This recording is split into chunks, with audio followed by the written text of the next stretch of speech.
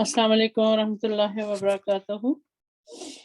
آج ہم سورہ یاسین کی میں نے حضرت مسیح علیہ الصلوۃ والسلام کی تفسیر بیان کرتے ہیں، اور اس میں پوری سورہ یاسین نہیں ہے، کچھ ورسز ہیں، تقریباً 20-21 ورسز ہیں، ان کی تفسیر حضرت مسیح علیہ السلام نے کی ہے۔ تو وہی میں ان ورسز کی جو بیچ بیچ میں سے ہیں ان کی میں پہلے تلاوت کر لیتی ہوں، ان کا ترجمہ پڑھ لیتی ہوں خلیفہ مسیح رابع رحمہ اللہ کے ترجمۃ القرآن میں سے، اور پھر ہم یہ تفسیر دیکھتے ہیں۔ اعوذ باللہ من الشیطان الرجیم، بسم اللہ الرحمن الرحیم۔ یاسین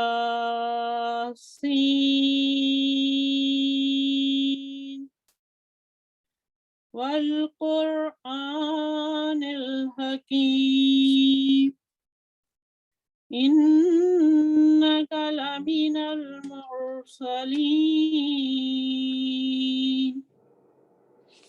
انا نحن نحیی الموتى ونكتب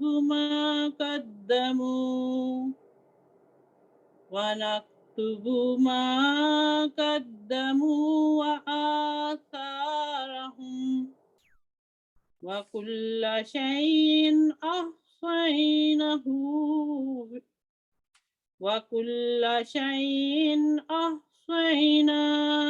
في إمام مبين۔ قالوا طائركم معكم أئن ذكرتم بل أنتم قوم مسرفون۔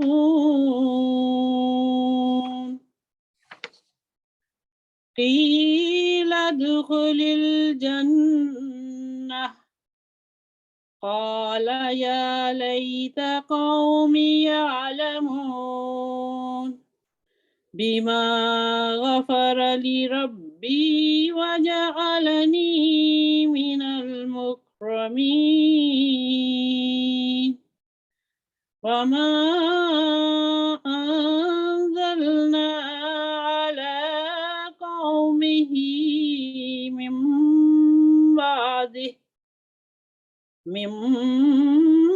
بعده من جند من السماء وما كنا منزلين، يا حسرة على العباد ما يأتيهم من رسول إلا كانوا به يستهزئون، والقمر قدرناه منازل حتى عاد كالأرجون القديم، لا الشمس ينبغي لها أن تدرك القمر ولا الليل سابق النهار، وكل في فلك يسبحون، ونفخ في الصور فإذا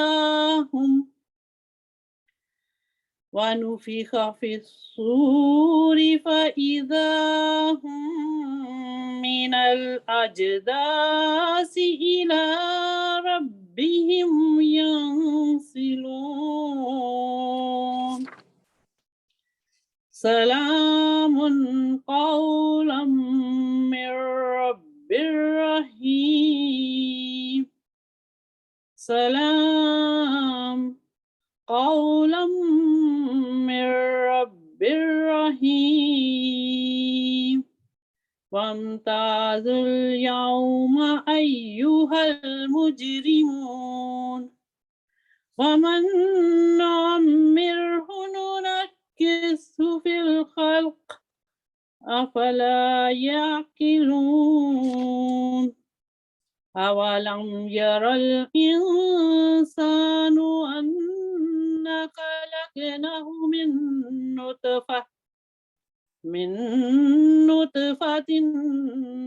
فإذا هو خصيم مبين وضرب لنا مثلا ونسي خلقه قال من يحيي العظام وهي رميم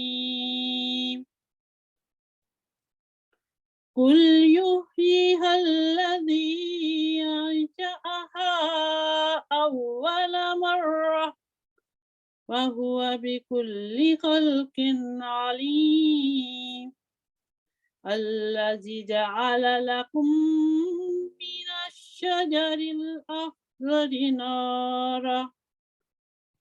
الشجر الأخضر نارا فإذا أنتم منه توقدون أوليس الذي خلق السماوات والأرض بقادر على أن يخلق مثلهم بلى وهو الخلاق العليم إنما أمره إذا أراد شيئا إنما أمره إذا أراد شيئا أن يقول له كن فيكون فسبحان الذي بيده ملكوت كل شيء وإليه ترجعون. तर्जुमा या सैयद अल्लाह के नाम के साथ जो बेइंतहा रहम करने वाला, बिन मांगे देने वाला और बार बार रहम करने वाला है। या सैयद ए सरदार, हिकमतों वाले कुरान की कसम है कि तू यकीनन मुरसलीन में से है। यकीनन हम हैं जो मुर्दों को जिंदा करते हैं और हम लिख लेते हैं उसे जो वो आगे भेजते हैं और उनके असार को भी, और हर चीज को हमने एक वाज़ेह शाहरा में ज़ेर ज़मीन महफूज कर रखा है। उन्होंने कहा तुम्हारी बदशगुनी तो तुम्हारे ही साथ है, क्या अगर तुम्हें अच्छी तरह नसीहत कर दी जाए तो फिर भी इनकार कर दोगे? हकीकत ये है कि तुम तो हद से गुजर जाने वाले लोग हो। उसे कहा गया कि जन्नत में दाखिल हो जा। उसने कहा ऐ काश मेरी कौम जानती। जो मेरे रब ने मुझसे मगफरत का सलूक किया और मुझे मुअज़्ज़ज़ लोगों में शामिल कर दिया, और इसके बाद हमने इसकी कौम पर आसमान से कोई लश्कर ना उतारा और ना ही हम उतारने वाले थे। वाए हसरत बंदों पर, इनके पास कोई रसूल नहीं आता मगर वो उससे ठट्ठा करने लगते हैं। और चांद के लिए भी हमने मनाजिल मुकर्रर कर दी हैं, यहाँ तक कि वो खजूर की पुरानी शाख की तरह हो जाता है। सूरज की दस्तरस में नहीं कि चांद को पकड़ सके, और ना ही रात दिन से आगे बढ़ सकती है, और सब के सब अपने अपने मिदार पर रवां दवां हैं। और बगल में फूंका जाएगा तो अचानक वो कब्रों से निकलकर अपने रब की तरफ दौड़ने लगेंगे। सलाम कहा जाएगा रब रहीम की तरफ से, और ऐ मुजरमों आज के दिन बिल्कुल जुदा हो जाओ। और जिसे हम लंबी उम्र देते हैं उसको जबिल्ली ताकतों के लिहाज से कम करते चले जाते हैं, बस क्या वो अक्ल नहीं करते? क्या इंसान ने नहीं देखा कि हमने उसे नुत्फा से पैदा किया, तो फिर ये क्या इनकलाब हुआ कि वो एक खुला खुला झगड़ालू बन गया और हम पर बातें बनाने लगा और अपनी खिलकत को भूल गया। कहने लगा कौन है जो हड्डियों को जिंदा करेगा जबकि वो गल सड़ चुकी होंगी। تو کہہ دے انہیں وہ زندہ کرے گا جس نے انہیں پہلی بار پیدا کیا تھا، اور وہ ہر قسم کی خلق کا خوب علم رکھنے والا ہے۔ وہ جس نے سرسبز درختوں سے تمہارے لیے آگ بنا دی، پس تم انہی میں سے بعض کو جلانے لگے۔ کیا وہ جس نے آسمانوں اور زمین کو پیدا کیا ہے اس بات پر قادر نہیں کہ ان جیسے پیدا کر دے؟ کیوں نہیں، جبکہ وہ تو بہت عظیم خالق اور دائمی علم رکھنے والا ہے۔ اس کا صرف یہ حکم کافی ہے جب وہ کسی چیز کا ارادہ کرے کہ وہ اسے کہتا ہے ہو جا، پس وہ ہونے لگتی ہے اور وہ ہو کر رہتی ہے۔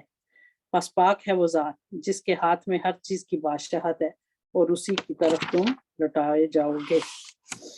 یہ ترجمہ میں نے حضرت خلیفۃ المسیح رابع رحم اللہ کی ترجمہ القرآن میں سے پیش کیا ہے۔ یہ سورہ یاسین کی ویسے تو بسم اللہ سمیت تقریباً اس کی 84 آیات ہیں، لیکن حضرت مسیح علیہ الصلوۃ والسلام نے ان میں سے جیسے کہ میں نے پہلے بتایا کچھ آیات کی تقریباً 20 اور 21 آیات کی تفسیر کی ہے، تو انہی کے میں نے تلاوت کی ہے، انہی کو میں نے ترجمہ پیش کیا ہے۔ حضرت مسیح علیہ الصلوۃ والسلام فرماتے ہیں یاسین اے سردار والقرآن الحکیم، قرآن حکمت سے پر ہے۔ میں نے قرآن کے لفظ میں غور کی تب مجھ پر کھلا کہ اس مبارک لفظ میں ایک زبردست پیش گوئی ہے۔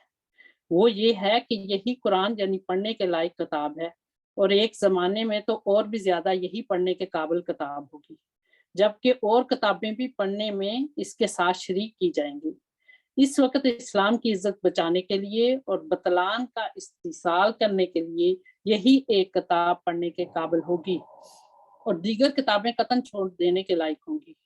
فرقان کے بھی یہی معنی ہیں، یعنی یہی ایک کتاب کو باطل میں فرق کرنے والی ٹھہرے گی، اور کوئی حدیث کی یا اور کوئی کتاب اس حیثیت اور پائکی نہ ہوگی۔ اب سب کتابیں چھوڑ دو اور رات اور دن کتاب الہی کو پڑھو۔ اب سب کتابیں چھوڑ دو اور رات اور دن کتاب الہی کو پڑھو۔ بڑا بے ایمان ہے وہ شخص جو قرآن کریم کی طرف التفات نہ کرے اور دوسری کتابوں پر ہی رات دن جھکا رہے۔ ہماری جماعت کو چاہیے کہ قرآن کریم کے شغل اور تدبر میں جان و دل سے مصروف ہو جائیں اور حدیثوں کے شغل کو ترک کر دیں۔ بڑے تعصب کا مقام ہے، یعنی بڑے افسوس کی بات ہے کہ قرآن کریم کا وہ اعتناء اور تدارس نہیں کیا جاتا، یعنی قرآن کریم کی طرف وہ توجہ نہیں دی جاتی اور اس کی وہ درس و تدریس نہیں ہوتی جو احادیث کا کیا جاتا ہے۔ اس وقت قرآن کریم کا حربہ ہاتھ میں لو تو تمہاری فتح ہے، اس نور کے آگے کوئی ظلمت ٹھہر نہ سکے گی۔ انسانی فطرت کا پورا اور کامل عکس صرف قرآن شریف ہی ہے۔ اگر قرآن نہ بھی آیا ہوتا، جب بھی اسی تعلیم کے مطابق انسان سے سوال کیا جاتا، کیونکہ یہ ایسی تعلیم ہے جو فطرتوں میں مرکوز اور قانون قدرت کے ہر صفحہ میں مشہود ہے۔ اِنَّکَ لَمِنَ الْمُرْسَلِینَ، تو خدا کا مرسل ہے یعنی رسول ہے۔ لِتُنذِرَ قَوْمًا مَا أُنذِرَ آبَاؤُهُمْ فَهُمْ غَافِلُونَ، تا تو ان لوگوں کو ڈراوے جن کے باپ دادے بے خبر گزر گئے ہیں۔ تجھ کو ہم نے اس لیے بھیجا ہے تا تو لوگوں کو کہ غفلت کی حالت میں جو پڑے ہوئے ہیں حق کی طرف توجہ دلاوے اور ان کو خبردار کرے۔ تا تو ان لوگوں کو ڈراوے جن کے باپ دادوں کو کسی نے نہیں ڈرایا، سو وہ غفلت میں پڑے ہوئے ہیں۔ اِنَّا نَحْنُ نُحْيِي الْمَوْتَىٰ وَنَكْتُبُ مَا قَدَّمُوا وَآثَارَهُمْ وَكُلَّ شَيْءٍ أَحْصَيْنَاهُ فِي إِمَامٍ مُبِينٍ۔ ہم نے اس کا ترجمہ کیا تھا اِنَّا نَحْنُ کہ یقیناً ہم ہیں جو مردوں کو زندہ کرتے ہیں اور ہم لکھ لیتے ہیں اسے جو وہ آگے بھیجتے ہیں، اور ان کے آثار کو بھی اور ہر چیز کو ہم نے ایک واضح شاہراہ میں زیر زمین محفوظ کر رکھا ہے۔ یہ اس کا ترجمہ ہے، ہم قرآن کے ساتھ مردوں کو زندہ کر رہے ہیں۔ پھر ہے آگے قَالُوا طَائِرُكُم مَّعَكُمْ أَإِن ذُكِّرْتُم بَلْ أَنتُم قَوْمٌ مُسْرِفُونَ، تمہاری نفوست تمہارے ساتھ ہے، کیا اگر تم کو یاد دلایا جائے بلکہ تم حد سے نکلنے والے لوگ ہو۔ قِیلَ ادْخُلِ الْجَنَّةَ قَالَ یَا لَیتَ قَوْمِی یَعْلَمُونَ بِمَا غَفَرَ لِی رَبِّی وَجَعَلَنِی مِنَ الْمُکرَمِین۔ مقدس بندوں کے لیے وفات پانا اور بہشت میں داخل ہونا ایک ہی حکم میں ہے، کیونکہ برطبق آیت کی لدخل الجنہ वदखुली जन्नती, वो बिला तवक्कुफ बहिश्त में दाखिल किए जाते हैं। यानी इस आयत के मुताबिक, बरतबक आयत यानी इस आयत के मुताबिक जिसमें लिखा गया कि लदखुलिल जन्नह, कहा गया है कि जन्नत में दाखिल हो जाओ, वदखुली जन्नती, और मेरी जन्नत में दाखिल हो जाओ, वो बिला तवक्कुफ, वो बगैर किसी वक्फे के बहिश्त में दाखिल किए जाते हैं। ये मसीह अलैहिस्सलाम फरमाते हैं, मोमिन को फौत होने के बाद बिला तवक्कुफ, बगैर किसी वक्फे के बहिश्त में जगह मिलती है, जैसा कि इन आयात से जाहिर हो रहा है। इस किस्म की आयतें कुरान शरीफ में बकसरत हैं, यानी बहुत ज्यादा हैं, कि मौत के हर एक इंसान अपने अमाल की जज़ा देख लेता है, जैसा कि खुदा ताला एक बहिश्ती के बारे में खबर देता है और फरमाता है कि लदखुलिल जन्नह, यानी उसको कहा गया कि तू बहिश्त में दाखिल हो। हम ये नहीं कहते कि अहले जन्नत दुनिया से दारुल आखिरत की तरफ इंतकाल के बाद क़यामत तक के लिए जन्नत से एक दूर की जगह में रोक लिए जाते हैं। फरमाते हैं, हम ये नहीं कहते कि अहले जन्नत दुनिया से दारुल आखिरत की तरफ इंतकाल के बाद, यानी दुनिया से रुखसत होने के बाद, वो जो है क़यामत तक के लिए जन्नत से एक दूर की जगह में रोक लिए जाते हैं, हम ये नहीं कहते। और क़यामत से कबल सवाए शुहदा के कोई शख्स जन्नत में दाखिल नहीं होगा, ये बात हरगिज दुरुस्त नहीं, बल्कि हमारे अकीदे के मुताबिक अंबिया सबसे पहले जन्नत में दाखिल होने वाले हैं। क्या वो मोमिन जो अल्लाह ताला और उसके रसूल सल्लल्लाहु अलैहि वसल्लम से मोहब्बत रखता हो, ये गुमान कर सकता है, यानी ये ख्याल कर सकता है कि नबी और सदीक यौम बास तक जन्नत से दूर रखे जाएं, यानी यौम आखिरत तक, क़यामत तक? क्या ये कोई इंसान जो अल्लाह और उसके रसूल से मोहब्बत रखता है, वो ये ख्याल कर सकता है कि नबी और सदीक लोग जो हैं वो आखिरत तक जन्नत से दूर रखे जाएंगे और इसकी राहत बख्शवा उनको नहीं पहुंचेगी, लेकिन शुहदा बिला तवक्कुफ जन्नत में दाखिल होंगे और हमेशा इसमें रहते चले जाएंगे? ये सवाल किया है। लेकिन आप फरमाते हैं, ऐ मेरे भाई जान ले कि ये अकीदा रद्दी और फासद है और बेअदबी से पुर है। क्या तूने रसूल करीम सल्लल्लाहु अलैहि वसल्लम की ये हदीस नहीं पढ़ी कि जन्नत मेरी कब्र के नीचे है? नीज आप सल्लल्लाहु अलैहि वसल्लम ने फरमाया कि मोमन की कब्र जन्नत के बागीचों में से एक बागीचा है। और खुदाए अज़्ज़ा जल ने कुरान करीम में फरमाया, या अय्यतुहन नफ्सुल मुतमइन्नतुरजी इला रब्बी, यानी ए नफ्स मुतमइन्ना, अपने रब की तरफ लौट आ, इस हाल में कि तू उसे पसंद करने वाला भी है और इसका पसंदीदा भी है। फिर तेरा रब तुझे कहता है कि आ मेरे खास बंदों में दाखिल हो जा और आ मेरी जन्नत में भी दाखिल हो जा। इसी तरह एक और जगह कुरान करीम में फरमाता है, उसे कहा गया कि तू बहिश्त में दाखिल हो जा। हर एक शख्स जो तैयब और ताहिर यानी पाकीज़ा मोमिनों में से मरे, वो भी बिला तवक्कुफ यानी बगैर किसी वक्फे के बहिश्त में दाखिल हो जाए। और यही बात हक है, यही बात सच है कि हर शख्स जो बुजुर्ग मोमिनों में से मरे, वो बगैर किसी वक्फे के बहिश्त में दाखिल हो जाए। जैसा कि कुरान शरीफ के दूसरे मकामात में भी इसकी तशरीह है। मिन जुमला इनके एक वो मकाम है जहां अल्लाह ताला फरमाता है कि लदखुलिल जन्नह, यानी कहा गया कि बहिश्त में दाखिल हो जा। या हसरतन अलल इबाद मा यातिहिम मिर रसूलिन इल्ला कानू बिही यस्तहसिऊन, ऐ हसरत बंदों पर कि ऐसा कोई नबी नहीं आता जिससे वो ठट्टा ना करें। इस आयत की तफसीर हज़रत मसीह मौला फरमाते हैं कि कोई नबी नहीं जिससे ठट्टा नहीं किया गया, बस जरूरी था कि मसीह मौला से भी ठट्टा किया जाता। जैसे कि अल्लाह ताला फरमाता है, या हसरतन अलल इबाद मा यातिहिम मिर रसूलिन इल्ला कानू बिही यस्तहजिऊन, बस खुदा की तरफ से ये निशानी है कि हर नबी से ठट्टा किया जाता है, मगर ऐसा आदमी जो तमाम लोगों के रूबरू आसमान से उतरे और फरिश्ते भी उसके साथ हों, उससे कौन ठट्टा करेगा? बस इस दलील से भी अक्लमंद समझ सकता है कि मसीह मौत का आसमान से उतरना महज झूठा ख्याल है। अगर मुझसे ठट्टा किया गया है तो ये नई बात नहीं है। दुनिया में कोई रसूल नहीं आया जिससे ठट्टा नहीं किया गया। अल्लाह ताला यही फरमाता है, यानी बंदों पर अफसोस कि कोई रसूल उनके पास ऐसा नहीं आया जिससे उन्होंने ठट्ठा नहीं किया। कोई रसूल ऐसा नहीं आया जिससे जाहिल आदमियों ने ठट्ठा नहीं किया। देखना तो ये चाहिए कि क्या ठट्ठा करने में वो हक बजानत थे या महज शीतनत यानी शैतानियत और शरारत की थी। اللہ ताला ने जो इसमें माँ के साथ हसर किया है, इससे साफ मालूम होता है कि जो सच्चा है उसके साथ हंसी और ठट्टा जरूर किया जाता है। अगर ये ना किया जाए तो खुदा का कलाम सादक नहीं ठहरता। सादक की ये भी एक निशानी ठहरी। मासरत भी रुतबे को घटा देती है, इसलिए हजरत मसीह अलैहिस्सलाम कहते हैं कि नबी बेइज्जत नहीं होता मगर अपने वतन में। इससे मालूम हो सकता है कि उनको अहले वतन से क्या क्या तकलीफें और सदमे उठाने पड़े थे, और ये अंबिया अलैहिस्सलाम के साथ एक सुन्नत चली आई है। हम इससे अलग क्यों हो सकते हैं? इसलिए हमको जो कुछ अपने मुखालफों से सुनना पड़ा, ये उसी सुन्नत के मुवाफिक है। मजाक तमस्कर सेहत ये नीयत में फर्क डालता है, और मामूरों के लिए तो ये सुन्नत चली आई है कि लोग उन पर हंसी ठट्टा करते हैं, मगर हसरत हंसी करने वालों पर ही रह जाती है। चुनाचे कुरान मजीद में अल्लाह ताला फरमाता है, यही वाली आयत दोबारा, या हसरतन अला लिबाद मा यातीहिम रसूलिन इल्ला कानू बिही यस्तहज़िऊन। नावाकिफ इंसान नहीं जानता कि असल हकीकत क्या है। वो हंसी और मजाक में एक बात को उड़ाना चाहता है, मगर तकवा है जो उसे राह हक की तरफ रहनुमाई करता है। गवर्नमेंट का अदना चपड़ासी वसूल लगाने के वास्ते अगर आ जावे, कोई उसका मुकाबला नहीं करता, और अगर करे तो गवर्नमेंट का बागी ठहरता है और सजा पाता है। मगर खुदाई गवर्नमेंट की लोग परवाह नहीं करते। खुदा से आने वाले लारैब गुर्बत के लिबास में होते हैं।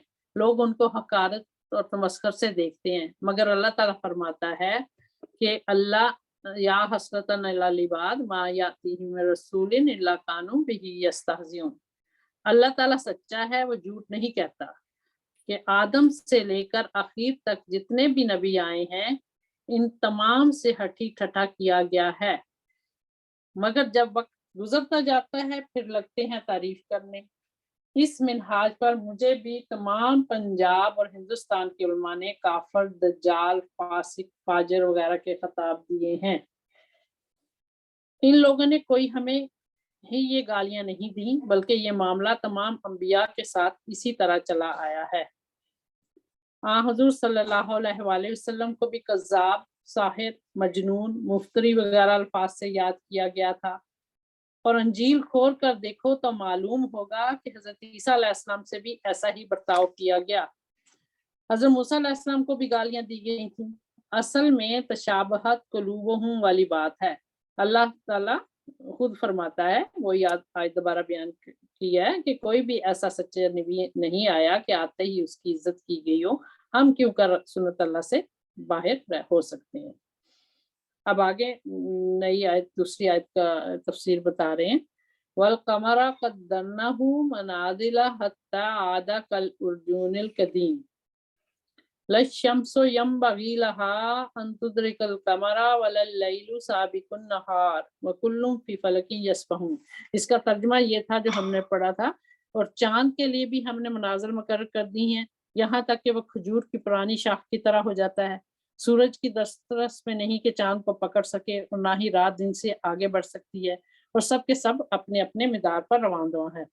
खलीफा राबिया रहमतुल्लाह ने इसकी थोड़ी सी तफसीर यानी तर्जुमातुल कुरान में ही बताई है। आप फरमाते हैं कि इजरामी इन आयात करीमा में इजराम फल्की के मतलब ऐसी बातें बयान फरमाई गई हैं जिन तक अरब के एक उम्मी का तस्वर भी नहीं पहुंच सकता था। चांद और सूरज के बहम ना मिल सकने के मतलब तो रोजमर्रा का मुशाहिदा बताता है, लेकिन चांद छोटा क्यों हो जाता है और फिर बड़ा भी होता रहता है, इसका गर्दिश से ताल्लुक है। मजीद ये बात बयान फरमाई गई है कि सूरज भी एक अजले मुसम्मा की तरफ हरकत कर रहा है। इसका एक मानी तो ये है कि सूरज भी एक वक्त अपनी मुकर्रर उम्र को पहुंचकर खत्म हो जाएगा। और एक मानी जो आजकल माहिरीन फल्कियात ने मालूम किया वो ये है कि सूरज अपने सारे अजराम के साथ एक सिमत में हरकत कर रहा है। इसका मतलब है कि सारी कायनात मजमूई तौर पर हरकत कर रही है, वरना एक सियारे का दूसरे से टकराव हो जाना चाहिए था। बावजूद इसके पूरी कायनात मुतहरिक है। इन अजराम फल्की के आपस के फासले इतने ही रहते हैं। ये माहिरीन फल्कियात की ताज़ा तरीन दरियाफ्तों में से है, जिससे ज़मनन ये साबित होता है कि कोई और नामालूम कायनात भी है जिसकी कशिश के साथ ये इसकी जानिब मुतहरक हैं। یہ تو خلیفہ رابع رحمہ اللہ نے اس کی تھوڑی سے بتایا تھا اس میں. حضرت مسیح علیہ السلام اس آیت کے بارے میں بتاتے ہیں کہ بعض نیم ملا جو آدھے ملا ہوتے ہیں میرے پر اعتراض کر کے کہتے ہیں کہ ہمارے نبی صلی اللہ علیہ وسلم نے ہمیں یہ خوشخبری دے رکھی ہے کہ تم میں 30 دجال آئیں گے اور ہر ایک ان میں سے نبوت کا دعویٰ کرے گا. اس کا جواب یہی ہے کہ اے ندانو بد نصیبو، کیا تمہاری قسمت میں 30 دجال ہی لکھے ہوئے تھے؟ 14ویں صدی کا خمس بھی گزرنے پر ہے اور خلافت کے چاند نے اپنے کمال کی 14 منزلیں پوری کر لیں، جس کی طرف آیت والقمر قدرناہ منازل بھی اشارہ کرتی ہے. اور دنیا ختم ہونے لگی مگر تم لوگوں کے دجال بھی ختم ہونے میں نہیں آتے، شاید تمہاری موت تک تمہارے ساتھ رہیں گے. آج کل کے علم حیات کے محققین جو یورپ کے فلاسفر ہیں جس طرح سے آسمانوں کے وجود کی نسبت خیال رکھتے ہیں، در حقیقت وہ خیال قرآن کے مخالف نہیں ہے. قرآن جن نے جو سماوات کے آسمانوں کو کہتے ہیں، جو سماوات کی حقیقت بیان کی ہے، یعنی قرآن پاک میں جو آسمانوں کی حقیقت بیان ہوئی ہے وہ نہایت درست ہے، صحیح ہے، جس کے ماننے کے بغیر انسان کو کچھ بن نہیں پڑتا. اور اس کی مخالفت میں جو کچھ بیان کیا جائے وہ سراسر ناواقفی یا تعصب پر مبنی ہوگا. قرآن کریم نے نہ آسمانوں کو یونانی حکماں کی طرح طبقات کثیفہ ٹھہرایا، نہ بعض ندانوں کے خیال کے موافق نرا پول جس میں کچھ بھی نہیں. چنانچہ شک اول کی معقولی طور پر غلطی ظاہر ہے جس کی نسبت ہم ابھی بیان کر چکے ہیں، اور شک دوم یعنی یہ کہ آسمان کچھ بھی وجود مادی نہیں رکھتا نرا پول ہے، استقراء کی روح سے سراسر غلط ثابت ہوتا ہے. کیونکہ اگر ہم اس فضا کی نسبت جو چمکتے ہوئے ستاروں تک ہمیں نظر آتا ہے بذریعہ اپنے تجارب کی تحقیقات کرنا چاہیں تو صاف ثابت ہوتا ہے کہ سنت اللہ یا قانون قدرت یہی ہے کہ خدا تعالیٰ نے کسی فضا کو محض خالی نہیں رکھا. چنانچہ جو شخص غبارے میں بیٹھ کر ہوا کے طبقات کو چیرتا چلا جاتا ہے وہ شہادت دے سکتا ہے کہ جس قدر وہ اوپر کو چڑھا اس نے کسی حصہ فضا کو خالی نہیں پایا. بس ہمیں اس بات کے سمجھنے کے لیے یہ بہت مدد دے سکتا ہے کہ اگرچہ یونانیوں کی طرح آسمان کی حد بس ناجائز ہے مگر یہ بھی تو درست نہیں کہ آسمانوں سے مراد صرف ایک خالی فضا اور پول ہے جس میں کوئی مخلوق مادہ نہیں. ہم جہاں تک ہمارے تجارب یعنی ہمارے جو تجربے ہیں رویت رسائی رکھتے ہیں کوئی مجرد پول مشاہدہ نہیں کرتے، پھر کیوں کر خلاف اپنی مستمر استقراء کے حکم کر سکتے ہیں کہ ان مملو فضاؤں سے آگے چل کر ایسے فضا بھی ہیں جو بالکل خالی ہیں. کیا برخلاف ثابت شدہ استقراء کے اس وہم کا کچھ بھی ثبوت ہے؟ ایک ذرہ بھی نہیں. پھر کیوں کر ایک بے بنیاد وہم کو قبول کیا جائے اور مان لیا جائے؟ ہم کیوں کر ایک قطعی ثبوت کو بغیر کسی مخالفانہ اور غالب ثبوت کے چھوڑ سکتے ہیں؟ اور علاوہ اس کے اللہ تعالیٰ کی اس میں کثر شان بھی ہے، گویا وہ عام اور کامل خالقیت سے عاجز تھا، تبھی تو تھوڑا سا بنا کر باقی بے انتہا فضا چھوڑ دی. اور میں نہیں سمجھ سکتا، یعنی یہاں حضرت مسیح علیہ السلام یہ اس بات کو کلیئر کرنا چاہ رہے ہیں کہ یونانی جو ہیں وہ تحقیق کرنے والے وہ یہ کہتے ہیں کہ اگر خالی فضا ہے اوپر تو حضرت مسیح علیہ السلام فرماتے ہیں کہ اس سے تو اللہ تعالیٰ پر بھی اعتراض آتا ہے کہ وہ اللہ تعالیٰ کی کثر شان کے اس کی شان کے خلاف ہے یہ بات کہ خدا تعالیٰ جو ہے وہ تو کامل خالقیت کا مالک ہے، تو اس نے کیسے اوپر سے خالی چھوڑ دی فضا کو. کوئی فضا کسی جوہر لطیف سے خالی نہیں. کون سی یقینی اور قطعی دلیلیں ایسے شخصوں کے ہاتھ میں ہیں جو مجرد پول کے قائل ہیں یا قائل ہوں؟ اگر کوئی شخص ایسا ہی اعتقاد رائے رکھتا ہے کہ چند مادی کروڑوں کے بعد تمام پول ہی پڑا ہوا ہے جو بے انتہا ہے تو ہماری اس حجت استقرائی سے صاف یا واضح طور پر ملزم ٹھہر جاتا ہے. ظاہر ہے کہ استقراء وہ استدلال اور حجت کی قسم ہے جو اکثر دنیا کے ثبوتوں کو اس سے مدد ملی ہے. مسئلہ ہمارا یہ قول کہ انسان کی 2 آنکھیں ہوتی ہیں اور ایک زبان اور دکان، اور وہ ہمارا یہ قول کہ انسان کی 2 آنکھیں ہوتی ہیں، ایک زبان اور 2 کان، اور وہ عورتوں کی پیشاب کی راہ سے پیدا ہوتا ہے اور پہلے بچہ پھر جوان اور پھر بوڑھا ہوتا ہے اور آخر کسی قدر عمر پا کر مر جاتا ہے. اور ایسا ہی ہمارا یہ قول یعنی ہمارا یہ کہنا کہ انسان سوتا بھی ہے، کھاتا بھی ہے، آنکھوں سے دیکھتا بھی ہے، ناک سے سونگھتا بھی ہے، کانوں کے ذریعے سے سنتا ہے، پیروں سے چلتا، ہاتھوں سے کام کرتا اور 2 کانوں میں اس کا سر ہے، اور ایسا ہی صدہا باتیں، سینکڑوں اور باتیں اور ہر ایک نو نباتات اور جمادات اور حیوانات کی نسبت جو ہم نے طرح طرح کے خواص دریافت کیے، ان سب کا ذریعہ بجز استقراء کے اور کیا ہے؟ پھر اگر استقراء میں کسی کو کلام ہو تو یہ تمام علوم درم برم ہو جائیں گے، اور اگر یہ خلجان ان کے دلوں میں پیدا ہو کہ آسمانوں کا اگر کچھ وجود ہے تو کیوں نظر نہیں آتا، تو اس کا یہ جواب ہے کہ ہر ایک وجود کا مری ہونا شرط نہیں، جو وجود نہایت لطافت میں پڑا ہوا ہے وہ کیوں کر نظر آ جائے، اور کیوں کر کوئی دوربین اس کو دریافت کر سکے۔ غرض سماوی یعنی آسمانی وجود کو خدا تعالیٰ نے نہایت لطیف قرار دیا ہے۔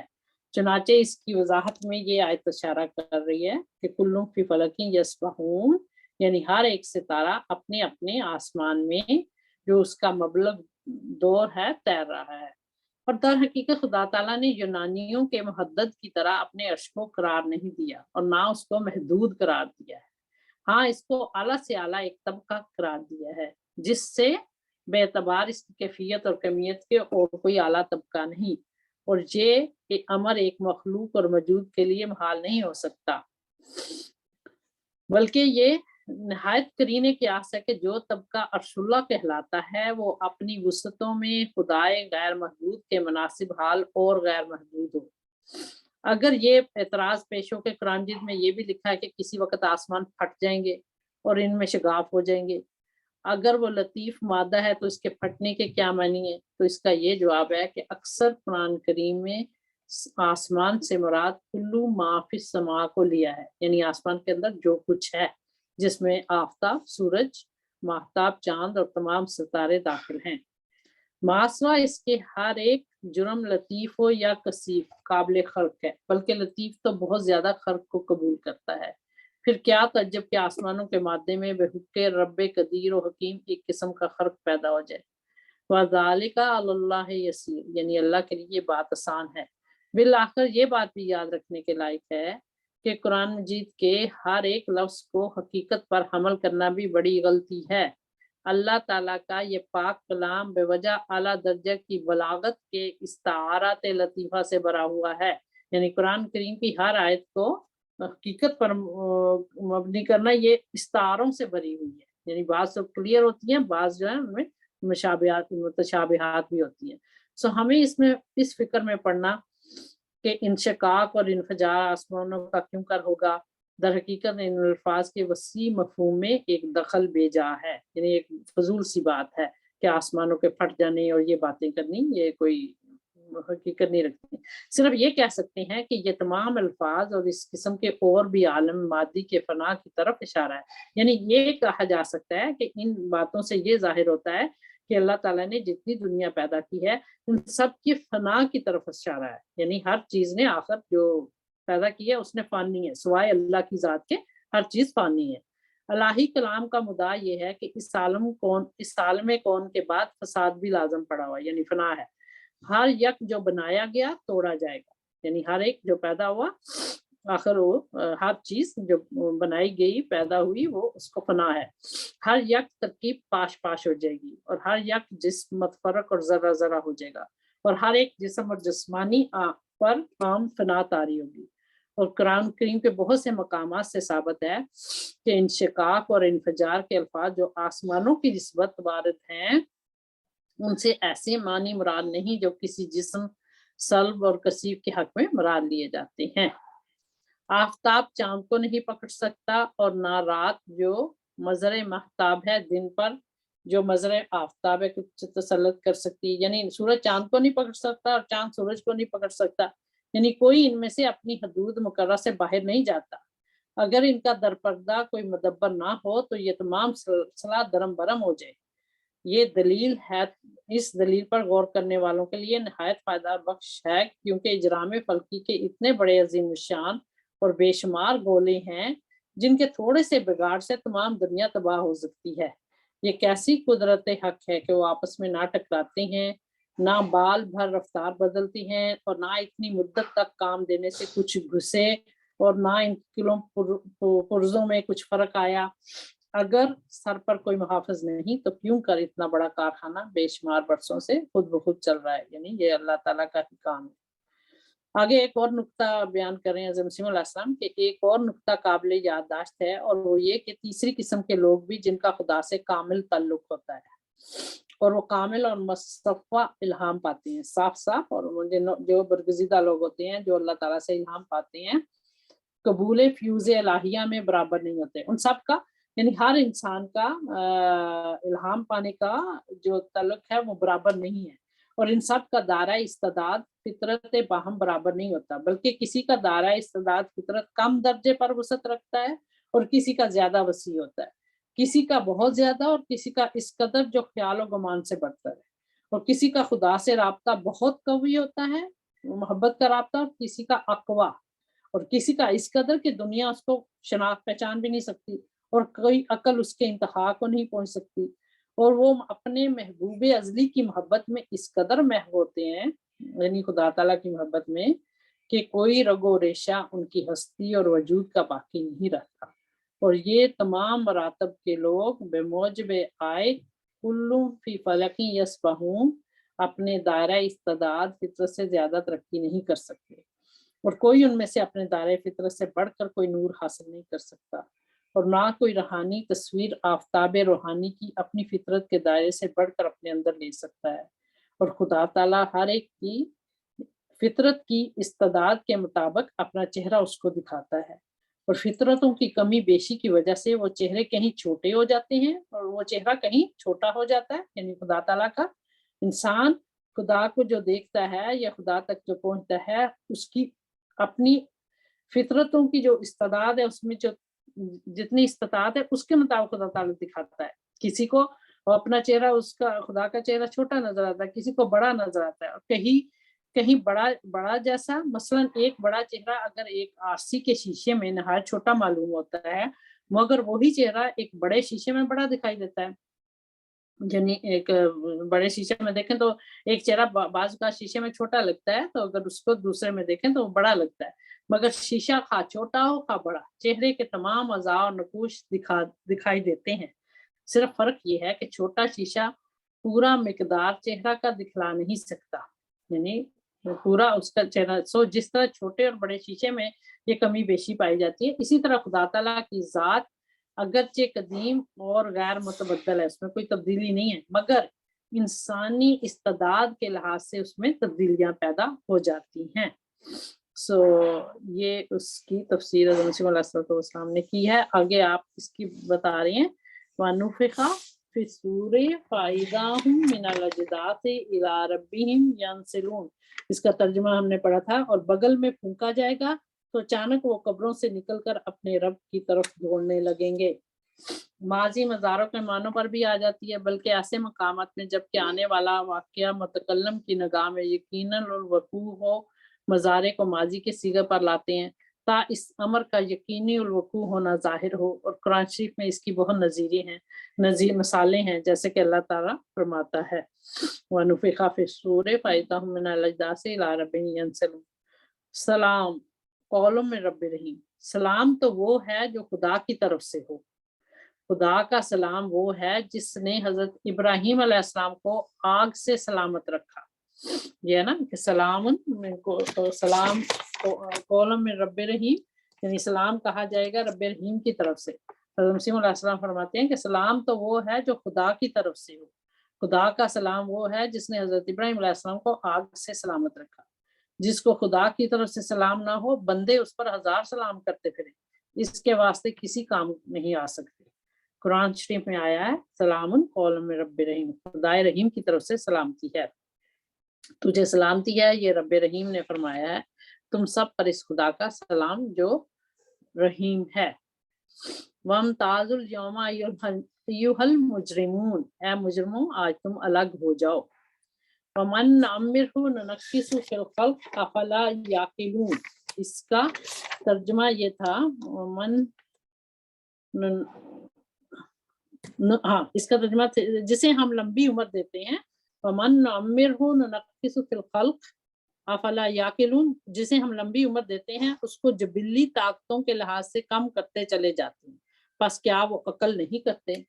جس کو ہم زیادہ عمر دیتے ہیں تو اس کی پیدائش کو الٹا دیتے ہیں، اس کا مطلب یہ ہے یعنی انسانیت کی طاقتیں اور قوتیں اس سے دور ہو جاتی ہیں، حواس میں اس کے فرق آ جاتا ہے، عقل اس کی زائل ہو جاتی ہے۔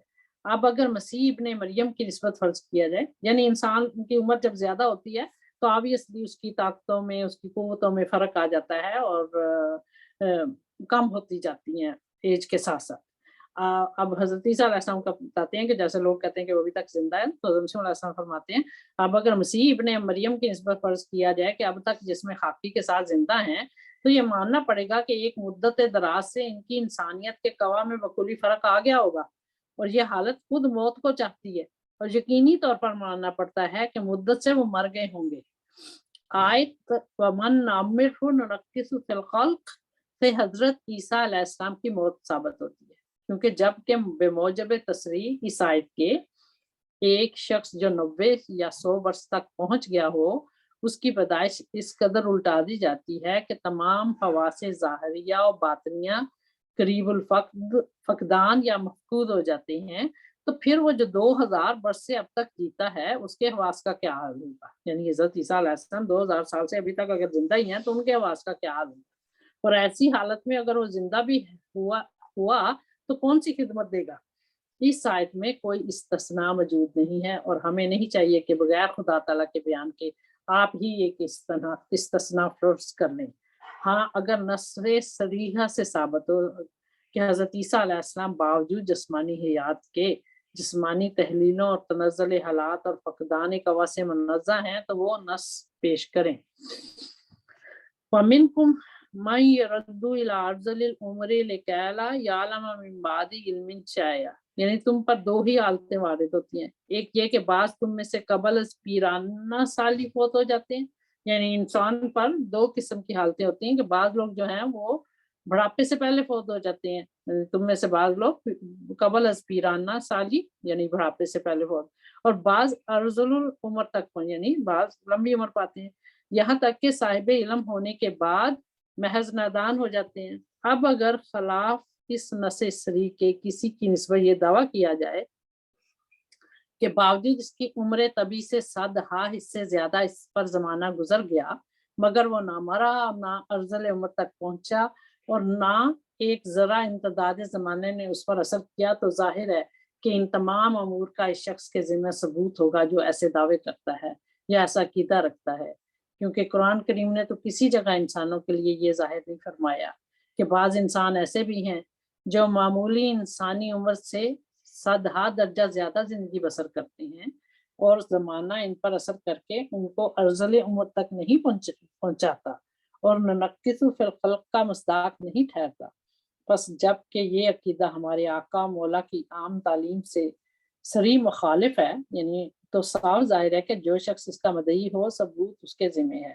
غرض حسب تعلیم قرآنی عمر طبی کے اندر اندر مر جانا اور زمانے کے اثر سے عمر کے مختلف حصوں میں گوناگون تغیرات کا لحاظ ہونا، یہاں تک کہ بشرط زندگی ارذل عمر تک پہنچنا، یہ ایک فطرتی اور اصلی امر ہے جو انسان کی فطرت کو لگا ہوا ہے، جس کے بیان میں قرآن بھرا ہوا ہے۔ اب آخری جو چند آیات ہیں سورہ یاسین کی، اس میں جس کی ہم نے تلاوت کی تھی اس کا ہم دیکھ لیتے ہیں۔ آپ کیا فرماتے ہیں؟ آپ فرماتے ہیں کیا انسان نے نہیں دیکھا کہ ہم نے اس کو ایک قطرہ پانی سے پیدا کیا جو رحم میں ڈالا گیا تھا، پھر وہ ایک جھگڑنے والا آدمی بن گیا، ہمارے لیے باتیں بنانے لگا اور اپنی پیدائش بھول گیا، اور کہنے لگا کہ یہ کیوں کر ممکن ہے کہ جب کہ ہڈیاں بھی سلامت نہیں رہیں گی تو پھر انسان نئے سرے سے زندہ ہوگا۔ ایسی قدرت والا کون ہے جو اس کو زندہ کرے گا؟ ان کو کہہ وہی زندہ کرے گا جس نے پہلے اس کو پیدا کیا تھا، اور وہ ہر ایک قسم سے اور ہر ایک راہ سے زندہ کرنا جانتا ہے۔ ان آیات میں اللہ تعالیٰ نے فرما دیا کہ خدا کے آگے کوئی چیز انہونی نہیں۔ جس نے ایک قطرہ حقیر سے انسان کو پیدا کیا، وہ دوسری مرتبہ پیدا کرنے سے عاجز نہیں ہے، وہ پیدا کر سکتا ہے۔ قَالَ مَنْ يُحْيِي الْعِظَامَ وَهِيَ رَمِيمٌ قُلْ يُحْيِيهَا الَّذِي أَنشَأَهَا أَوَّلَ مَرَّةٍ وَهُوَ بِكُلِّ خَلْقٍ عَلِيمٌ، یعنی انسان کہتا ہے کہ ایسی ہڈیوں کو کون نئے سرے سے زندہ کرے گا جو سڑ گل گئی ہوں؟ ان کو کہہ دے وہی زندہ کرے گا جس نے پہلی دفعہ پیدا کیا تھا، اور وہ ہر ایک طور سے پیدا کرنا جانتا ہے۔ ہم نے یہ کبھی نہیں کہا کہ خدا خلق کے اسباب نہیں کرتا، مگر بعض اسباب ایسے ہوتے ہیں کہ کہ نظر آتے ہیں اور بعض اسباب نظر نہیں آتے۔ غرض یہ ہے کہ خدا کے افعال گوناگون ہیں۔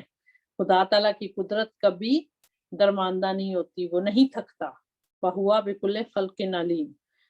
اپنے حضرت مسیح علیہ السلام اپنے ذاتی تجربے سے بتا رہے ہیں کہ میں اپنے ذاتی تجربے سے دیکھا گیا ہے کہ ایک شیریں طعام یعنی ایک میٹھا کھانا یا کسی قسم کا میوہ یعنی کسی قسم کا پھل یا شربت غیب سے نظر کے سامنے آ گیا اور وہ ایک غیبی ہاتھ سے منہ میں پڑتا جاتا ہے اور زبان کی قوت ذائقہ اس کے لذیذ طعام سے لذیذ کھانے سے لذت اٹھاتی جاتی ہے اور دوسرے لوگوں سے باتوں کا سلسلہ بھی جاری ہے اور حواس ظاہری بخوبی اپنا کام دے رہے ہیں اور یہ شربت یا میوہ بھی کھایا جا رہا ہے اور اس کی لذت اور حلاوت بھی ایسے ہی کھلے طور پر معلوم ہوتی ہے، بلکہ وہ لذت اس لذت سے نہایت الطف ہوتی ہے اور یہ ہرگز نہیں کہ وہ وہم ہوتا ہے یا صرف بے بنیاد تخیلات ہوتی ہیں، بلکہ واقعی طور پر وہ خدا جس کی شان بکل خلق علیم ہے ایک قسم کے خلق کا تماشا دکھا دیتا ہے۔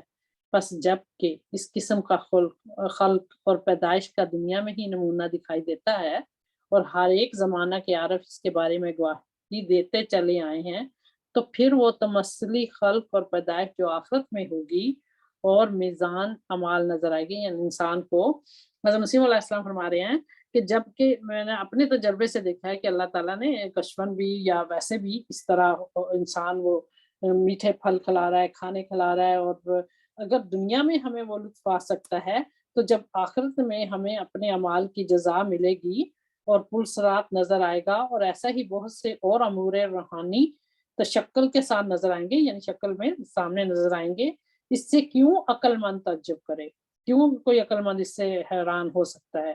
کیا جس نے یہ سلسلہ تمثلی خلق اور پیدائش کا دنیا میں ہی عارفوں کو دکھا دیا ہے، یعنی جو بزرگ لوگ ہیں، اس کی قدرت سے یہ بعید ہے کہ وہ آخرت میں بھی دکھاوے، بلکہ ان تمثلات کو عالم آخرت سے نہایت مناسبت ہے، کیونکہ جس حالت میں اس عالم میں جو کمال انقطاع کا تجلی گاہ نہیں ہے، یہ تمثلی پیدائش تزکیہ یافتہ لوگوں پر ظاہر ہوتی ہے، جو تزکیہ یافتہ لوگ ہوتے ہیں ان پر ظاہر ہوتی ہے، تو پھر عالم آخرت میں جو اکمل اور اتم انقطاع کا مقام ہے کیوں نظر نہ آوے؟ کیا وہ جس نے آسمان اور زمین کو پیدا کیا اس بات پر قادر نہیں کہ ان تمام چیزوں کی مانند اور چیزیں بھی پیدا کرے؟ بے شک قادر ہے، اور وہ خلاق علیم ہے، یعنی خالقیت میں وہ کامل ہے اور ہر ایک طور سے پیدا کرنا جانتا ہے۔ اب اس آیت کی تفسیر کہ انما امرہ اذا اراد شیئا ان یقول لہ کن فیکون، کہ اللہ تعالیٰ جب کسی چیز کا ارادہ کرتا ہے تو وہ کہہ دیتا ہے کن، کہہ دیتا ہے اور ہو جاتی ہے۔ کہ اس کا مطلب کیا ہے، اس کی تفسیر کیا آپ فرماتے ہیں؟ اگر یہ اعتراض پیش ہو کہ قرآن کریم میں جو خدا تعالیٰ نے کئی بار فرمایا کہ ہم نے 6 دن میں زمین و آسمان کو پیدا کیا، تو یہ امر، یہ کام ضعف پر دلالت کرتا ہے، کمزوری پر، کیونکہ مان اس کے ارادے کے ساتھ ہی سب کچھ ہو جانا لازم ہے، جیسے کہ وہ آپ فرماتا ہے کہ یعنی جب خدا تعالیٰ ایک چیز کے ہونے کا ارادہ فرماتا ہے تو اس کا امر ایسی قوت اور طاقت اور قدرت اپنے اندر رکھتا ہے کہ وہ اس چیز جو اس کے علم میں ایک علمی وجود رکھتا ہے، فقط یہ کہتا ہے کہ ہو تو ہو جاتی ہے۔ اس وہم کا جواب یہ ہے کہ قدرت اور طاقت کا مفہوم اس بات کو مستلزم نہیں، اس کا یہ مطلب نہیں کہ وہ چیز خواہ نخواہ بلا توقف ہو جائے، یعنی اگر یہ خدا تعالیٰ کہتا ہے کہ وہ کن کہتا ہے تو کن فیکون والی بات، اس کا یہ مطلب نہیں ہے کہ فوراً ہی وہ ہو جائے گی، یعنی خدا تعالیٰ ایک ارادہ کر لیتا ہے کہ وہ چیز خواہ نخواہ بلا توقف ہو جائے، یعنی بغیر کسی وقفے کے ہو جائے، اور نہ ارادہ کے مفہوم میں ضروری طور پر یہ بات داخل ہے کہ جس چیز کا ارادہ کیا گیا وہ اسی وقت ہو جائے، بلکہ اسی حالت میں ایک قدرت اور ایک ارادے کو کامل قدرت اور کامل ارادہ کہا جائے گا، کہ خدا تعالیٰ نے، اس کا مطلب یہ ہے کہ ایک پکا ارادہ کر لیا، اس کو کامل قدرت کامل ارادہ کہا جائے گا، کہ اس نے ارادہ کر لیا کسی چیز کا کہ وہ یہ کام ہو جائے گا تو وہ ہو جائے گا، لیکن کب ہوگا اس میں کوئی ٹائم فکس نہیں ہے، جبکہ وہ یعنی بعض جلدی ہو جاتے ہیں کام، بعض دیر سے بھی ہوتے ہیں، جبکہ وہ ایک فائل کے اصل منشا کے موافق جلد یا دیر کے ساتھ جیسا کہ منشا ہو ظہور میں آوے۔ مثلا چلنے میں کامل قدرت اس شخص کی نہیں کہہ سکتے کہ جلد جلد وہ چل سکتا ہے اور آہستہ آہستہ چلنے سے وہ عاجز ہے، بلکہ اس شخص کو کامل قدرت کہیں گے جو دونوں طرح سے جلد اور دیر میں قدرت رکھتا ہو۔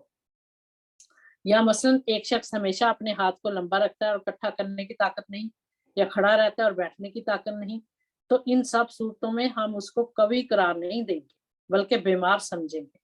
غرض قدرت اسی وقت کامل طور پر متحقق ہو سکتی ہے جب کہ دونوں شک صورت اور پر قدرت ہو، یعنی اور اگر ایک شک پر قدرت ہو تو وہ قدرت نہیں بلکہ وہ عاجزی ہے، ناتوانی ہے، کمزوری ہے۔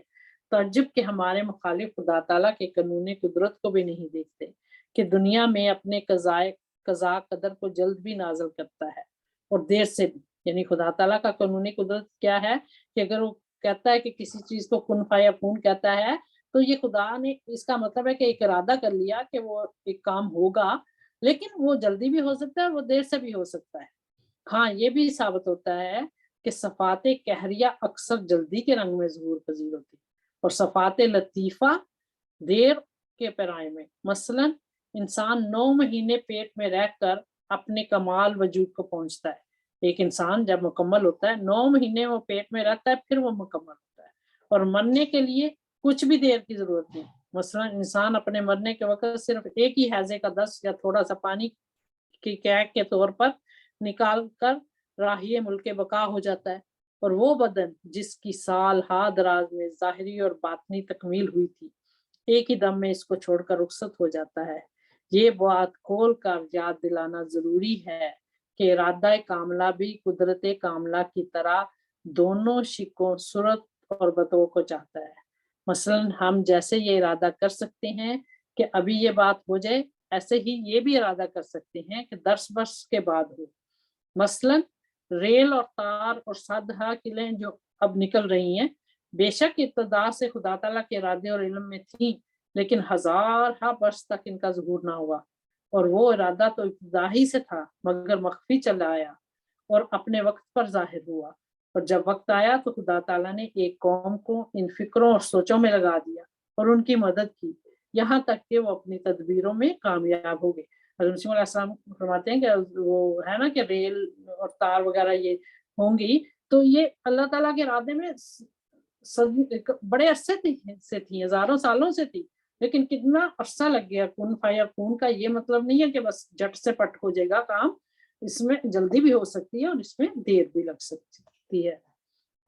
حکم اس کا اس سے زیادہ نہیں کہ جب کسی چیز کے ہونے کا ارادہ کرتا ہے اور کہتا ہے کہ ہو، بس ساتھ ہی وہ ہو جاتی ہے۔ اس کے حکم کی یہ شان ہے کہ جب کسی چیز کے ہونے کا ارادہ کرتا ہے تو صرف یہی کہتا ہے ہو، بس وہ چیز پیدا ہو جاتی ہے۔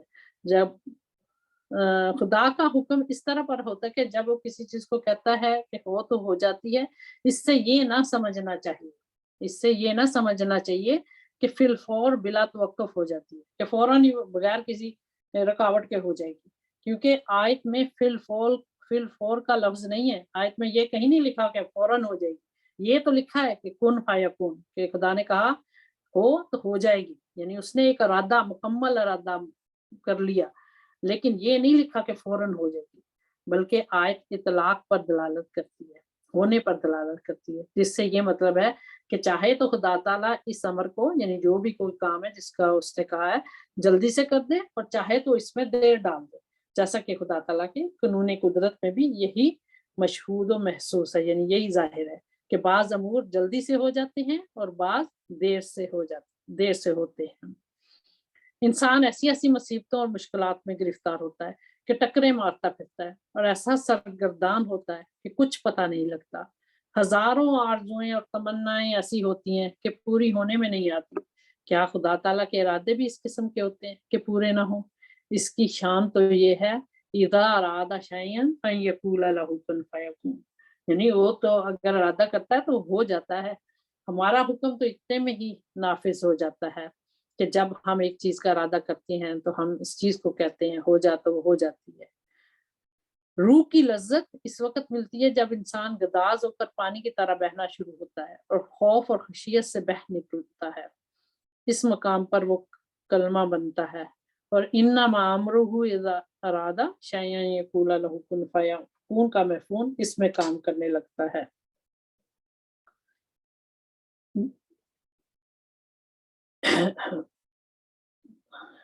जो चीज असबाब से पैदा होती है वो खलक है, और जो महज कुन से हो वो अमर है। यानी हज़रत मसीह मौऊद अलैहिस्सलाम फरमाते हैं कि जो चीज असबाब से पैदा होती है वो खल्क है, वो पैदाइश है। जो महज कुन है यानी जो जिसमें कहा हो जा, तो वो अम्र है यानी वो हुक्म है। चुनाचे फरमाया है वही वाली आयत। इसमें आलम अमर में भी कभी तवक्कुफ नहीं होता। हल्के सिलसिला अलल व मालूल का मोहताज है। जैसे इंसान के बच्चा पैदा होने के लिए नुतफा हो, फिर दूसरे मरातब तबी और तबादत के कवायद के नतीजे होते हैं। फसुबहान अल्लाज़ी बियदिही मलकूतु कुल्लि शैइन व इलैहि तुरजाऊन। बस वो ज़ात पाक है जिसके हाथ में हर एक चीज़ की बादशाही है और उसी की तरफ तुम फेरे जाओगे। और जो कुछ है खुदा के हाथ में है, जो चाहे करता है। बियदिही मलकूतु कुल्लि शैइन व इलैहि तुरजाऊन। वाखिर दावाना अल्हम्दुलिल्लाहि रब्बिल आलमीन। अल्लाहुम्मा सल्लि अला मुहम्मदिन व अला आलि मुहम्मदिन कमा सल्लैता अला इब्राहीम व अला आलि इब्राहीम इन्नका हमीदुम मजीद। मुझसे कल किसी ने एक पूछा था शवाल के रोज़ों के बारे में, वो भी चलो मैं पढ़ देती हूँ। एक छोटा सा सवाल था कि वो सबको क्लियर हो जाएगा कि आया शवाल के रोज़े फ़ौरन रखने चाहिए या बाद में। तो इसमें मुझे हज़रत मसीह मौऊद अलैहिस्सलाम और खलीफा सानी रज़ी अल्लाह ताला अन्हु का एक हवाला मिल गया। मैंने कहा वो भी मैं क्लियर कर दूं। शवाल के 6 रोज़ों का इल्तिज़ाम। हज़रत साहबजादा मिर्ज़ा बशीर अहमद साहब तहरीर करते हैं कि मुझसे हज़रत वालदा साहिबा ने बयान किया कि हज़रत मसीह मौऊद अलैहिस्सलाम अपनी जवानी का जिक्र फरमाया करते थे कि इस ज़माने में मुझको मालूम हुआ या फरमाया इशारा हुआ कि इस राह में तरक्की करने के लिए रोज़े रखने भी ज़रूरी हैं। फरमाते थे फिर मैंने 6 माह लगातार रोज़े रखे और घर में या बाहर किसी शख्स को मालूम न था कि मैं रोज़े रखता हूँ। सुबह का खाना जब घर से आता था तो मैं किसी हाजतमंद को दे देता था और शाम का खुद खा लेता था। मैंने हज़रत वालदा साहिबा से पूछा कि आखिर उम्र में भी आप नफली रोज़े रखते थे, यानी आखिरी उम्र में या नहीं? वालदा साहिबा ने कहा यानी हज़रत अम्मा जान ने कि आखिरी उम्र में भी आप रोज़े रखा करते थे, ख़ुसूसन शवाल के 6 रोज़े इल्तिज़ाम के साथ रखते थे और जब कभी आपको किसी ख़ास काम के मुतल्लिक दुआ करना होती थी तो आप रोज़े रखते थे। हाँ, मगर आखिरी 2-3 सालों में बवजह ज़ौफ़ व कमज़ोरी रमज़ान के रोज़े भी नहीं रख सकते थे। खाकसार अर्ज़ करता है कि किताबुल बरिया में हज़रत साहब ने रोज़ों का ज़माना 8-9 मान भी बयान किया है। हज़रत खलीफा सानी फरमाते हैं, हज़रत खलीफतुल मसीह सानी रज़ी अल्लाह तआला अन्हु फरमाते हैं, हज़रत ससम का तरीक़ था कि शवाल के महीने में ईद का दिन गुज़रने के बाद 6 रोज़े रखते थे। इस तरीक़ का इहया हमारी जमात का फ़र्ज़ है। एक दफ़ा हज़रत साहब ने यानी हज़रत मसीह मौऊद अलैहिस्सलाम ने इसका एहतमाम किया था कि तमाम कादियान में ईद के बाद 6 दिन तक रमज़ान ही की तरह एहतमाम था। आखिर में चूँकि हज़रत साहब की उम्र ज़्यादा हो गई थी और बीमार भी रहते थे, इसलिए 2-3 साल आपने रोज़े नहीं रखे। जिन लोगों को इल्म ना हो वो सुन लें और जो गफ़लत में हों होशियार हो जाएँ कि सिवाय इनके जो बीमार और कमज़ोर होने की वजह से माज़ूर हैं, 6 रोज़े रखें। अगर मुसलसल ना रख सकें तो वक़फ़ा डालकर भी रख सकते हैं। ये अल-फज़ल 8 जून सन 1922 सफ़ा 7। सो ये मुझे 2 हवाले मिले थे तो मैंने कहा मैं बता दूँ। सो जज़ाकल्लाह अहसनल जज़ा सबका। हर दुआ में अल्लाह ताला खैरियत से रमज़ान गुज़रे और फिर इंशाल्लाह मिलेंगे। बुक क्लब करते होते हैं और अभी अस्सलाम वालेकुम। वालेकुम सलाम। जी। जी हाँ जी, एक क्वेश्चन ये भी है कि क्या शवाल का पहला रोजा रखना जरूरी होता है? 6 तो आप पूरे महीने में कहीं भी पूरे कर सकते हैं, पहला रोजा क्या जरूरी है? मेरे ख्याल में ये जो मैंने वैसे भी सुना हुआ है एमटीए पे भी या कई दफा ये सुना है ये। अब जैसे यहाँ ये कहा है कि सुन्नत के लगातार रखनी, ठीक है। अगर बीमार हैं, मजबूर है, नहीं रख सकते, एक ये बात भी सुनी हुई है कि पूरे शवाल के महीने में रख लें, यानी वक्फे वक्फे के साथ आप रख लें। ये 6 रोजे पूरे कर लें लेकिन शवाल के महीने। आया पहला रोजा, ये वैसे मुझे नहीं पता कि पहला रोजा रखना जरूरी है। अगर वो लिखा हुआ है कि वक्फे के साथ रख लें तो मेरे ख्याल में अगर मजबूरी है तो 6 रोजे रखने हैं तो वक्फे के साथ, लेकिन उसी महीने में रख लिए जाए तो वो शवाल के रोजे कंसिडर हों। लेकिन हम की सुन्नत 12 लगातार की है, लेकिन जिसको जितनी तो अस्सलाम जी वालेकुम। हाँ सुना हुआ ये है कि पहला जज़ाकल्लाह। रोजा ईद से अगले दिन रखना चाहिए, उसके बाद फिर बाकी जब मर्जी रख लें। जी, क्या आपने क्या कहा जी? आप बता दें अगर आपको पता है, क्या कहा आपने? ये सुनी हुई बात है, पढ़ी हुई नहीं है, कि हाँ, हाँ। पहला रोजा जो है वो ईद से अगले दिन रखें, उसके बाद फिर पूरे महीने में बाकी 5 जो हैं वो जैसे भी आसानी हो रख लें। ठीक है, ठीक। अगर मुझे पता चली कहीं से मैं पता कर लूँगी तो मैं शेयर कर दूँगी ग्रुप में, तो आपको वो जवाब मिल जाएगा। सो फार जैसे आप ये बुशरा जी फरमा रही हैं तो हो सकता है ये पहला रोज़ा ज़रूरी है, लेकिन मुझे नहीं, मेरे इल्म में नहीं है। तो मैं पता करके बता जी, जज़ाकल्लाह, बहुत शुक्रिया, बहुत शुक्रिया, जज़ाकल्लाह। नईमा, अस्सलाम वालेकुम। वालेकुम सलाम जी। ये आप इसके आप तो अगले हफ्ते तो इंशाल्लाह ईद है, तो आप फिर नेक्स्ट सैटरडे कंटिन्यू करोगे इसको? ये यही मैं चाह रही हूँ कि तफसीर को कंटिन्यू करूँ, लेकिन मुझे चेक करना होगा मेरा जी के साथ कि हम किस दिन कर सकते हैं। मैं वैसे चाह रही थी कि हम सैटरडे को कर लें, लेकिन अवेलेबिलिटी ज़ूम की देखनी है और टाइम देखना है। फिर इतना अर्ली नहीं हम करेंगे, और अगर करेंगे तो हम जैसे 11:30 यहाँ के और ईस्ट कोस्ट के 2 ढाई बजे इस तरह का टाइम रख लेंगे और 1 घंटे का। जरूर। तो ठीक है ना? मैं यही कह रही थी कि अगर ये हम कंटिन्यू कर सके वीकेंड पे एटलीस्ट ना, वीकेंड पे बच्चे भी घर होते हैं तो वो सुन लेते हैं। मेरी भी ख्वाहिश है, तो देख लेते हैं अवेलेबिलिटी ये ज़ूम की, हमारा जी देख लेंगी तो फिर वो मुझे बता देंगी, मैं फिर ग्रुप पे शेयर कर दूँगी। तो चलो इंशाल्लाह कर लेंगे, अगर अगले हफ्ते नहीं तो एटलीस्ट 2 हफ्ते का गैप दे देंगे ताकि ईद वगैरह सब लोग, तो फिर ठीक है, हम हाँ ईद के बाद चले, ठीक है, ओके, जज़ाकल्लाह नईमा, ओके, अच्छा, अस्सलाम वालेकुम। वालेकुम सलाम। जज़ाकल्लाह। जज़ाकल्लाह।